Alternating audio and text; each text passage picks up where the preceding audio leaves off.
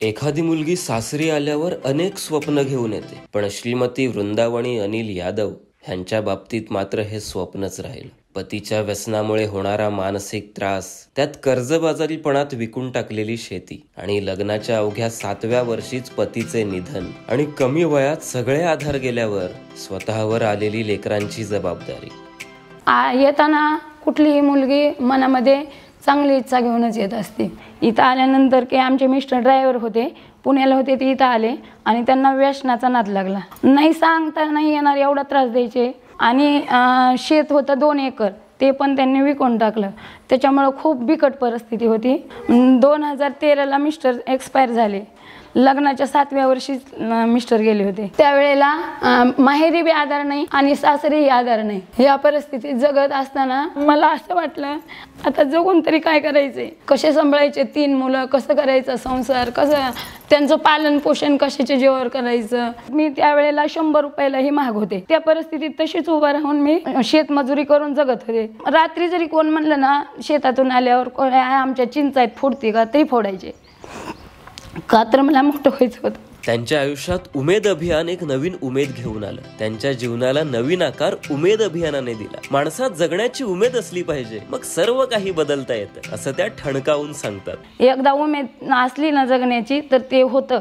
फक्त संघर्ष करत राहा, परिस्थिती बदलती. उमेदमध्ये गेल्यावर मला जास्त चालना मिळाली, कारण उमेदमध्ये असं अभियान आहे की त्यांनी आम्हाला खचायचं नाही शिकवलं, तर जगायचं शिकवलं, स्वतःच्या पायावर उभं राहायचं शिकवलं आणि सांगितलं की तुम्हाला कुठला आणखी उद्योग वाढवायचा असेल, करायचा असेल तर आम्ही इथली जागा दाखवतोय, तुम्ही करू शकताय, तुम्ही करा. जशी मी बाहेर निघले होते तसं वाटत होतं मला कुठला तरी व्यवसाय करायचा आहे, मला काहीतरी करायचंय, पण काय करावं हे लक्षात नव्हतं. मी कधीच कोणाला काही विचारलंच नाही की मी ह्या धंद्यात सक्सेस होईल का, मी टाकू का नको, मी काही करू का नको.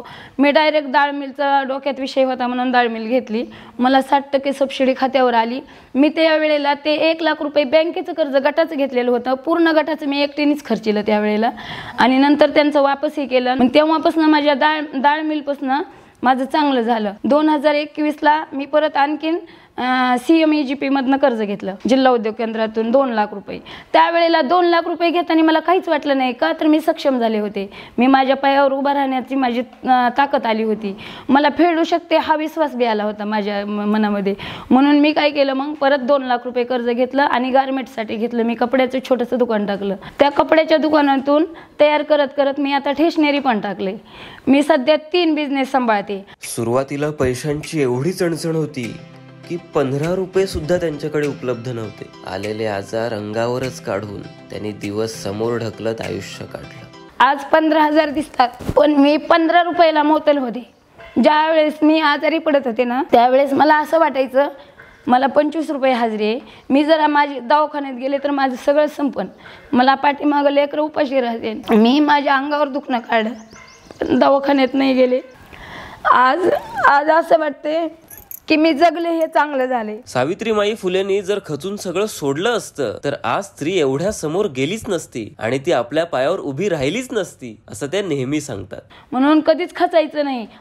मला तर असं वाटतं मी सावित्रीची लेक आहे. त्यावेळेस त्यांनी तो विचार केला असता तर आज आम्ही कुठलीही स्त्री उभाच राहिली नसती. पण आज मला असं वाटतं की माझ्या जगण्याचा खरंच फायदा झालाय.